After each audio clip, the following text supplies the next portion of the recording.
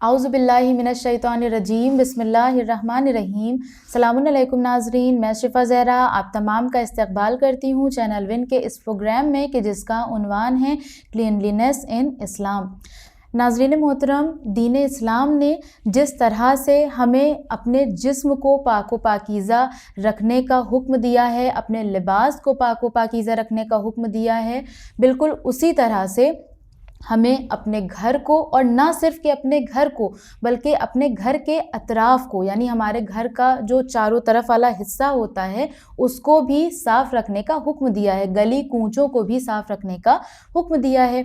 और इसका अगर एक सिंपल सा फ़लसफ़ा देखा जाए तो वो ये कि अगर हम अपने सराउंडिंग्स को, अपने अतराफ़ को साफ़ सुथरा रखेंगे, वहाँ गंदगी कूड़ा करकट जमा नहीं होने देंगे, तो हम बहुत सारी बीमारियों से महफूज रह सकते हैं, क्योंकि गंदगियों में ही बैक्टीरियाज आते हैं, जम्स आते हैं, जिनकी वजह से बहुत सारे वायरस वजूद में आते हैं, बहुत सारी बीमारियां वजूद में आती हैं। लिहाजा अगर हम इन तमाम बातों का ख्याल रखें कि अपने घर के साथ साथ अपने जिस्म को चमकाने के साथ साथ अपनी गलियों को, अपनी सड़कों को भी चमकाएं, तो ये हमारे लिए बहुत अच्छा होगा। लेकिन अनफॉर्चुनेटली हमें ये देखने को मिलता है कि हमारी तवज्जो इस चीज़ की तरफ बहुत ज़्यादा कम है।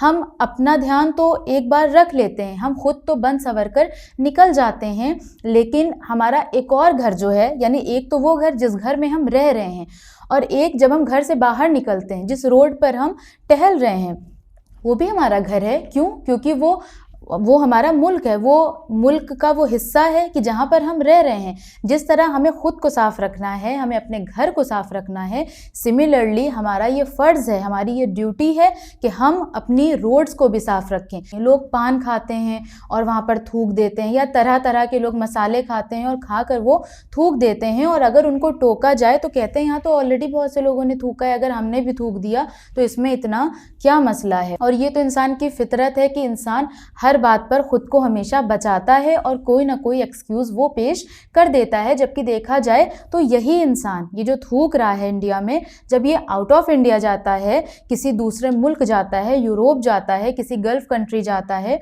तो वहाँ फिर इसकी हिम्मत नहीं होती, अगरचे वो कितना ही हैबिचुअल क्यों ना हो पान खाकर रोड पर थूकने का, दीवारों पर थूकने का, मगर वहाँ पर जाकर वो कंट्रोल में आ जाता है। क्यों? क्योंकि उसे वहाँ पर खौफ रहता है, डर रहता है, वहाँ का कानून सख्त है।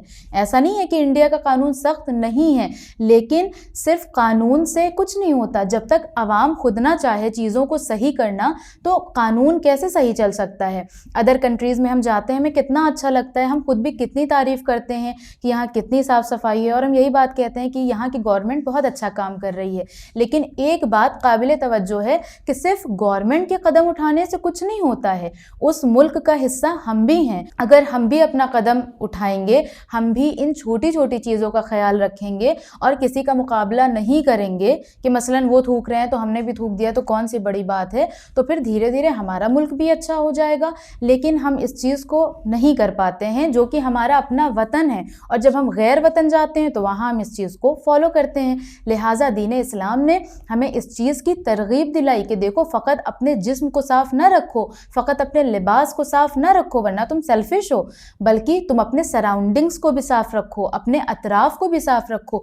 मैंने बहुत से लोगों को देखा है, ऐसे नेक लोगों को, कि अक्सर सुबह सुबह आवाज़ आती है झाड़ू लगाने की, लगता है कि शायद कोई स्वीपर होगा, लेकिन जब जाकर देखा जाए तो कोई भी लेडी दिखेंगी, या कभी कभी कोई ऐसे जेंट्स भी दिखते हैं कि जो झाड़ू लगा रहे हैं। उनका घर तो बहुत पीछे है, लेकिन वो आगे रोड तक झाड़ू लगा रहे हैं। तो उनको देखकर यही समझ में आता है कि इनके दिलो दिमाग में सफाई की अहमियत है, ये जानते हैं कि सफाई की क्या अहमियत है, वरना वो अपने घर को साफ़ कर लें, उन्हें क्या फ़ायदा हो रहा है कि वो पूरी रोड साफ़ करें। लेकिन जिस इंसान के जहन में, दिल में इस बात का ख्याल होता है, वो हर चीज़ को अपना मानता है, तो वो अपनी चीज़ों के साथ साथ दूसरी चीज़ों को भी वो साफ़ करता है। और इसीलिए रसूलुल्लाह ने ये फरमाया कि देखो, अपनी गली और कूचों को साफ़ रखा करो, वहाँ पर कूड़ा जमा ना होने दो, क्योंकि जहाँ पर कूड़ा जमा हो जाता है वो शैतान का मस्कन हो जाता है। नीज़ इमाम सादिक़ अलैहिस्सलाम से एक रिवायत वारिद हुई है कि अपने घरों में दरवाज़े के पीछे कूड़े को जमा ना होने दो। बहुत से लोग होते हैं झाड़ू लगा के दरवाज़े के पीछे कूड़ा जमा कर देते हैं, ये गलत है, फरिश्ते ऐसे घर में नहीं आते हैं।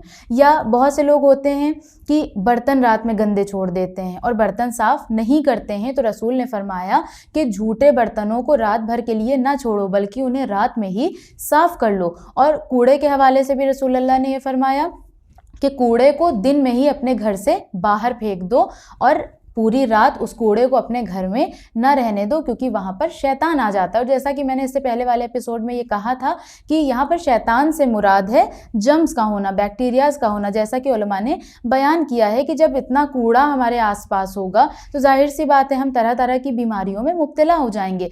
लिहाजा अकॉर्डिंग टू इस्लाम सबसे पहले अपने जिस्म को देखें कि हम साफ़ सुथरे हैं या नहीं, हमारा लिबास पाक साफ़ है या नहीं, हम जिस घर में रह रहे हैं वो साफ़ सुथरा है या नहीं है, और फिर अपने सराउंडिंग्स को देखें कि हमारे घर का जो अतराफ़ है वो साफ़ सुथरा है या नहीं है, क्योंकि ये बहुत ही ज़्यादा इम्पॉर्टेंट है। लिहाजा दीन इस्लाम हमें मुस्तकिल इस बात की तरफ इनकरेज करता है, लेकिन जब वक्त आता है इस चीज़ को करने का, कोई भी अमल हो, प्रैक्टिकली करने का अमल आता है, कोई डीलिंग हमारे सामने आती है, तब हम वहाँ से पीछे हटने लगते हैं और वहाँ पर एक्सक्यूजेस बनाते हैं, ब्लेम करते हैं। वो ऐसा हुआ, ऐसी सिचुएशन आ गई थी इसलिए मसलन मुझे वहाँ थूकना पड़ा, ऐसा हो गया था मसलन इसलिए मुझे उस बिस्किट के रैपर को वहाँ पर डालना पड़ा।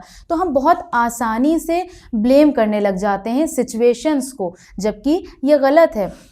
एक मैं आपके सामने वाक़या पेश करती चलूँ कि एक शख्स था कि जिसको, और ये वाक़या मैं किस बेस पर पेश कर रही हूँ, इस बेस पर कि जब हम दूसरों को या अपने सराउंडिंग्स को ब्लेम करने लग जाते हैं और अपनी रिस्पॉन्सिबिलिटी से हट जाते हैं कि नहीं मेरा तो इसमें कोई दोष नहीं था, मेरी तो कोई रिस्पॉन्सिबिलिटी नहीं थी, फ़लाँ ने ऐसा किया, ऐसी सिचुएशन हुई इसलिए मैंने ऐसा कर दिया।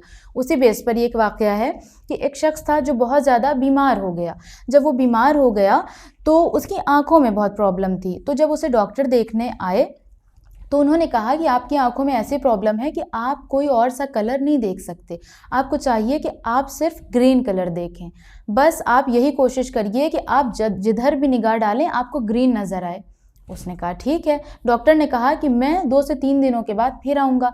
अब जब डॉक्टर 2 से 3 दिनों के बाद उसके घर गए तो डॉक्टर ने क्या देखा कि उसके घर में जो पेंट था वो चेंज होकर ग्रीन कलर में हो गया, जो कारपेट था वो ग्रीन कलर का, उसका जो बेड था ग्रीन कलर का, मैट्रेस ग्रीन कलर का, पिलो कवर, यानी एवरीथिंग ग्रीन कलर। जब वो अपने पेशेंट से मिले तो पेशेंट ने कहा डॉक्टर साहब आपने मुझे बड़ा एक्सपेंसिव इलाज बताया। डॉक्टर ने कहा मैंने एक्सपेंसिव इलाज क्या बताया?